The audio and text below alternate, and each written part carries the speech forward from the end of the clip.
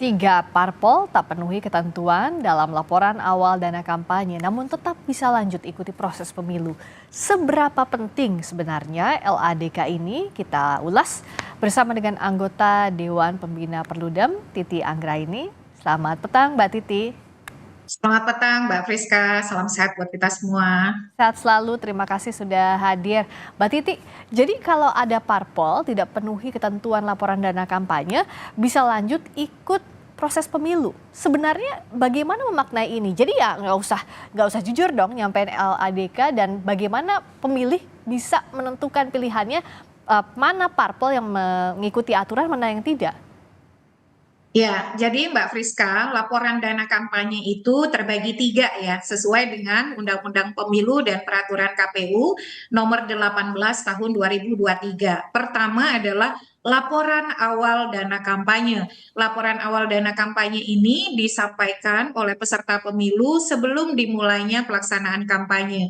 Di dalamnya memuat rekening khusus dana kampanye, penerimaan, pengeluaran, bahkan sebelum dilakukan pembukuan dana kampanye. Karena kita tahu ya, sebelum partai menjadi peserta pemilu pun atau calon sebelum menjadi peserta pemilu pun, mereka sudah dalam hal mereka sudah menerima dan mengeluarkan uang itu harus dicatatkan. Itulah yang disebut dengan laporan awal dana kampanye. Nah, yang kedua adalah laporan penerimaan sumbangan dana kampanye. Laporan penerimaan sumbangan dana kampanye itu harus disampaikan kepada KPU bersifat daily update. Yang kapan itu akan disampaikan terserah kepada peserta pemilu dan caleg. Caleg pun harus lapor ya, Mbak. Tetapi memang KPU menyerahkan membuat platformnya namanya SIKADK, Sistem Informasi Kampanye dan Dana Kampanye. Jadi di sana perkembangan penerimaan pengeluaran dana kampanye bisa langsung diinput oleh pasangan calon, partai politik, dan juga caleg. Nah, yang ketiga itu adalah laporan penerimaan dan pengeluaran dana kampanye atau LPPDK, sering disebut juga sebagai laporan akhir dana kampanye. Itu baru akan disampaikan paling lambat 15 hari setelah pemungutan suara. Jadi yang kita bincangkan hari ini, Mbak Friska, itu baru laporan awal dana kampanye, di mana kemudian diatur bahwa itu diserahkan sebelum dimulainya masa kampanye, begitu ya. Ya. Nah, tentu saja ini baru awal, belum menggambarkan keseluruhan. Tapi meskipun dia baru awal, kita sama-sama tahu ya bahwa partai politik, peserta pemilu, pasangan calon, dan juga caleg itu juga sudah menerima dan mengelola dana kampanye di dalam kerja-kerja kepemiluan mereka, Mbak Friska. Jadi sangat penting sekali Ya, karena itu untuk mengukur akuntabilitas mereka begitu. tapi pada praktiknya ini hanya formalitas atau tidak lampiran LADK ini, Mbak? Ya, jadi kalau dipelajari dari pemilu-pemilu terdahulu ya, kalau publik atau pemirsa ingin membaca riset kami di pemilu sebelumnya, bisa memeriksa buku kami yang judulnya Basa-basi Dana Kampanye ya. Kecenderungannya adalah kan kita ini hanya bisa mengakses rekening khusus dana kampanye dan laporan pembukuan dana kampanye yang dibuat oleh partai. Jadi kita tidak bisa mengakses di luar dari itu. Nah, selama ini apa yang dilaporkan itu tidak menggambarkan keseluruhan transaksi, terutama yang menyangkut pengeluaran caleg. Jadi dari beberapa temuan kami, tidak semua caleg itu melaporkan dana kampanye mereka yang sebenarnya. Bahkan di penghujung pelaporan dana kampanye, kami pernah mewawancarai caleg, sempat ada pernyataan ya seingatnya saja gitu ya. Jadi dari apa yang dilaporkan itu belum menggambarkan realitas dari dana kampanye. Karena ternyata Mbak Friska, dana kampanye itu dikelola di banyak tangan. Dan kemudian tidak semua pengelolaan itu terkonsolidasi dalam pembukuan dana kampanye atau keluar masuk lewat rekening khusus dana kampanye. Misalnya ada kami temukan caleg yang menerima dana kampanye, sumbangan dana kampanye, tapi tidak melaporkan kepada partai politik karena di dalam pemilu kita caleg itu walaupun dia mengelola dana, tetapi pelaporannya dikonsolidasi oleh partai politik. Jadi beberapa temuan itu adalah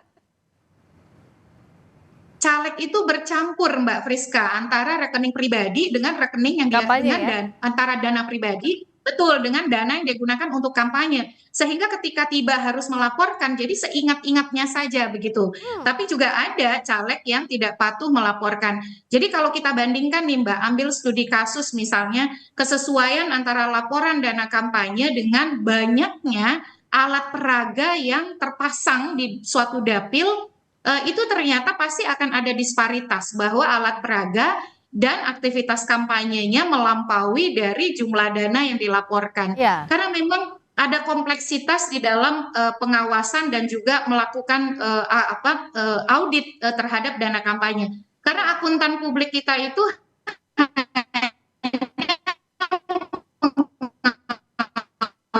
audit dengan pendekatan grading khusus atau pembukuan dana kampanyenya itu dicek ada Ya, dana asing atau tidak, ada hmm, dana yang melampaui batasan sumbangan atau tidak, tapi ya. dia tidak menginvestigasi kebenaran Nah, dari dana kampanyenya itu sendiri ini. antara realitas di lapangan dengan pelaporan. Nah, Mbak Titi bicara soal ini benar atau enggak yang dilaporkan. Kan pada akhirnya eh, tiga parpol ini aja melaporkan, tapi yang jelas sudah melaporkan mau benar atau tidak nggak ada sanksinya juga begitu kan. Nah, Oh. artinya kalau tidak ada sanksi ya parpol bisa aja nggak melaporkan hal yang sebenarnya padahal tujuannya akuntabilitas. Jadi ini kan bertolak belakang, Mbak. Ya, tapi begini Mbak Priska, ada pasal di Undang-Undang Pemilu kita, yaitu pasal 496 dan pasal 497. Kalau partai politik tidak melaporkan yang sebenarnya dari penerimaan dan pengeluaran, pada dasarnya setiap sen penerimaan dan pengeluaran dana kampanye itu harus dilaporkan. Itu ada sanksi pidananya Mbak Friska, itu diatur di pasal 496 dan 497 Undang-Undang Nomor 7 Tahun 2017. Sanksinya itu bahkan sampai pidana penjara 2 tahun dan denda paling banyak 24 juta. Tetapi itu berlaku untuk nanti, Mbak. Hmm. Laporan penerimaan dan pengeluaran dana kampanye. Jadi kan keseluruhan laporan itu ada yang terdapat di dalam LPPDK. Hmm. Jadi kalau dia mengkoreksi apa yang dia sudah laporkan dan kemudian dia laporkan, itu kemudian bisa dianggap bahwa dia melaporkan. Tetapi Oh, nanti kita akan cek itu ketika LPPDK-nya, laporan penerimaan pengeluaran dana kampanye yang disampaikan itu 15 hari setelah hari pemungutan suara. hmm, Masalahnya Mbak Friska, instrumen untuk membandingkan apakah dia benar melaporkan atau tidak itu kan harus diperiksa dengan kampanye realitas kampanye di ya. lapangan. Ya Nah, siapa yang dan ngawasinnya nggak mungkin juga ya kalau diawasi betul, satu-satu. betul. Jadi masa masyarakat ini ngitungin satu alat peraganya satu Hmm, persatu dan lain ya. sebagainya. Karena tidak semua peserta pemilu itu memasang alat peraga secara tertib. Kita nih agak Nah, berbeda. Misal kalau di ya. Jepang dan di Korea Selatan, alat peraga itu hanya bisa dipasang di titik-titik yang sudah ditentukan oleh KPU dan diputuskan oleh pemerintah gitu. Kalau di kita, pohon kita tuh nggak ada yang nggak dipasang alat peraga begitu ya. Nah, gimana kita mau lakukan audit lapangannya? Ya. Jadi memang ada kompleksitas terkait dengan akuntabilitas dana antara yang dilaporkan dengan realitas aktivitas kampanye di lapangan akibat sistem pemilu kita yang memang rumit begitu melibatkan Ya, ratusan ribu caleg dan betul. juga ketidaktertiban di dalam aktivitas kampanye itu sendiri. Misalnya kalau kita bicara di tingkat parpol saja, ini KPU sama Bawaslu bisa jemput bola atau tidak? Seperti tadi ada dugaan tidak melampirkan LDK yang sebenarnya bisa nggak sih untuk ditelusuri apakah ini sesuai atau tidak? Karena kan ada sanksi pidananya kalau tidak sesuai seperti yang tadi Mbak Titi sampaikan. Lebih jauh lagi misalnya, apakah yakin bahwa dananya itu tidak ada korupsi atau tidak ada dana ilegal parpol untuk pemilu? Sulit untuk membuktikan ini atau mungkin atau tidak begitu meskipun sulit tapi mungkin atau Ya, tidak. sulit tapi bukan tidak mungkin. Karena kenapa? Bawaslu itu kan punya jajaran dari pusat sampai dengan TPS. Jadi bisa saja audit lapangan itu diambil dengan mengecek misalnya satu caleg saja Mbak Friska. Ya. Kalau bisa terdata satu caleg saja tidak melaporkan, dia kan bagian dari pelaksana kampanye ya. Hmm. Nah itu di dalam undang-undang pemilu kita karena tanggung jawabnya ada di partai, itu bisa kemudian terkena pasal 496 dan 497 itu. Jadi kalau audit lapangan dilakukan oleh pengawas dan dia bisa memeriksakan dengan pembuktian yang betul-betul tidak terbantahkan, ada disparitas antara atau ada kesenjangan perbedaan antara angka dana kampanye yang dilaporkan dengan belanja kampanye minimal dari alat peraga, dari mobilitas dia turun ke lapangan, itu bisa saja dilakukan.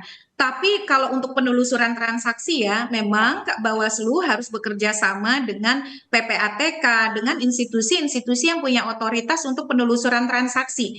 Hmm. Kalau Bawaslu kan dia tidak punya apa namanya kemampuan untuk menelusuri transaksi itu seperti halnya yang dilakukan oleh PPATK. Hmm. Tapi mereka bisa berkolaborasi dan bersinergi, Mbak Friska, Ya. begitu. Nah, misalnya kalau kita lihat dari membacanya gimana Mbak Titi? Laporan awal dana kampanye ada LADK yang perbaikan belum sesuai, belum lengkap. Bagaimana pemilih nantinya sebelum memberikan suaranya bisa mengecek mana kira-kira parpol yang transparan, parpol yang akuntabel atau tidak dari sisi laporan dana kampanyenya? Ya, bahkan Mbak, kita dengan mengecek di SIKADK ya, SIKADK itu bisa di-search melalui info.pemilu.kpu.go.id /SIKADK. Kita bahkan ikut bisa mengecek akuntabilitas dari para caleg.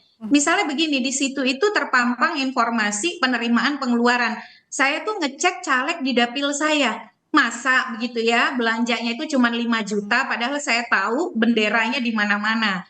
Nah, itu juga bisa dilakukan terhadap partai. Misalnya partai itu melaporkan berapa, lalu kita lihatlah berapa dia pasang iklan di televisi, di Ya. koran, lalu aktivitas kampanye pertemuan terbatas, pertemuan tatap muka dari yang paling sederhana alat peraganya saja, baliho-balihonya gitu ya dan lain sebagainya. Jadi secara dalam penalaran yang wajar kalau kemudian kita melihat ada kesenjangan dalam antara yang dilaporkan dengan realitas di lapangan, artinya apa? Artinya dia tidak menganggap serius laporan dana kampanye. Artinya dia tidak menganggap serius transparansi dan akuntabilitas dana kampanye.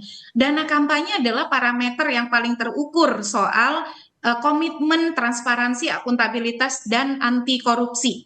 Jadi kalau memang komitmen itu kokoh, mereka nggak akan main-main dengan laporan dana kampanye. Dan juga perlu diingat tadi ya, kita bisa mengakses apa namanya yang disebut oleh KPU itu pemutakhiran harian atau daily Ya. update.